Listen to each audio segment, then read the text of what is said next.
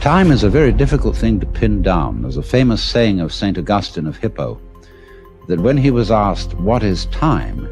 he said, "I know what it is, but when you ask me, I don't." And yet it seems absolutely fundamental to our life. Time is money, we say. I don't have enough time. Time flies, time drags. And I think we should go into the question of what this is, because in our ordinary common sense, we think of time as a one-way motion from the past, through the present, and on into the future.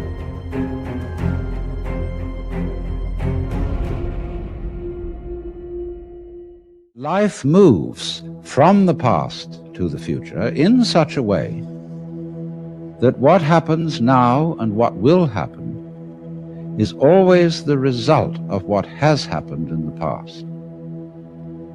In other words, we seem to be driven along. You know, once upon a time it was fashionable in psychology for people to speak of man's and animals' instincts. That we had, for example, an instinct for survival, an instinct to make love, and so on. But nowadays that word has become unfashionable, and psychologists tend instead to use the word drives, and to speak of the need for food as a drive, the need for survival or for sex as drives. And that's a very significant word, because it's brought out, isn't it, by people who feel driven. The whole idea of our being driven is connected with the idea of causality, of life moving under the power of the past.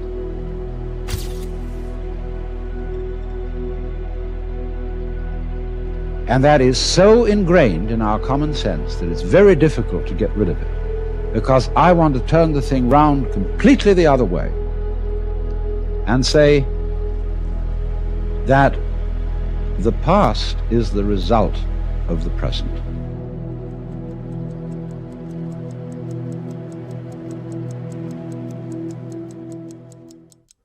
So the course of time is really very much like the course of a ship in the ocean. Because here's the ship, you see, and it leaves behind it a wake. The wake fades out, and that tells us where the ship has been, in just the same way as the past and our memory of the past tells us what we have done. But as we go back into the past, and we go back and back to prehistory, and we use all kinds of instruments and scientific methods for detecting what happened, we eventually reach a point where all record of the past fades away in just the same way as the wake of the ship.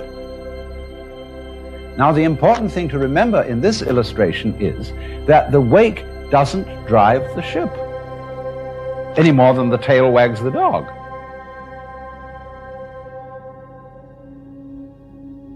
Supposing there's a neurotic, difficult child, and one school of thought used to say, well, bang him about, beat him up, and maybe he'll change. But then they said, oh no, that's not fair to the child to beat him up, because it was his parents. They didn't bring him up properly. And so then they say, well, punish the parents. Or the parents say, excuse me, but our parents were neurotic too, and they brought us up badly, so we couldn't help what we did. And so since the grandparents are dead, we can't get at them. And in any case, supposing we could, we would pass the whole blame back to Adam and Eve in the Garden of Eden. And they say they started all this mess. But then Eve would say, no, the serpent tempted me and I did eat, and it was the serpent's fault. Well, you know, when God, in the story of Genesis, asked Eve, didst thou eat the fruit of the tree whereof I told thee thou shouldst not eat? She said, oh, but the serpent tempted me and I did eat. And God looked at the serpent, and the serpent didn't make any excuse. He probably winked. Because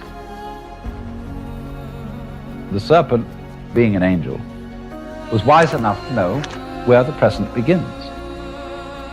So you see, if you insist on being moved, being determined by the past, that's your game.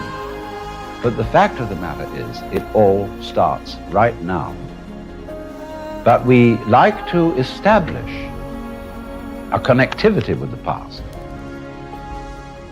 because that gives other people the impression that we're sane.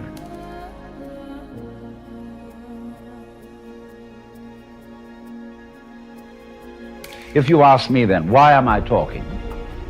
Well, I could say I'm making a living this way, or I have a message that I want to get across to you. But that is not the reason. I'm talking for the same reason that birds sing, and for the same reason that the stars shine. I dig it. Why do you dig it? Well, I could go on answering all sorts of questions about human motivation and psychology, but they wouldn't explain a thing, because explaining things by the past is really a refusal to explain them at all. All you're doing is postponing the explanation. You're putting it back and back and back and back, and that explains nothing.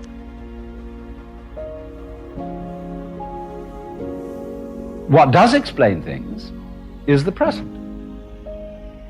Why do you do it now? What happens now, just as the sound comes out of silence, all this comes out of nowhere. This is in connection with what I explained to you in another talk about the power of nothingness. All life suddenly emerges out of space, bang, right now. And to ask again, why does it happen, is an unprofitable question, because the interesting thing is not why, but what. What happens, not why does it happen. I can say, well, I am doing this now because I did that then, and so I am producing for you a continuous line of thought. But actually, I'm doing it backwards. I'm doing it always from now and connecting up what I do now with what I did so that you can see a consistent story.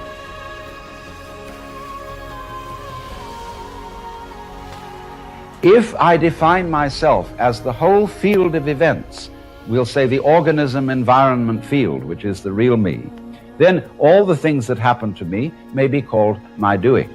And that is the real sense of karma. But when we speak about freedom from karma, freedom from being the puppet of the past, that simply involves a change in your thinking. It involves, in other words, you're getting rid of the habit of thought whereby you define yourself as the result of what has gone before. And instead get into the more plausible and more reasonable habit of thought, in terms of which you don't define yourself in terms of what you've done before, but in terms of what you're doing now.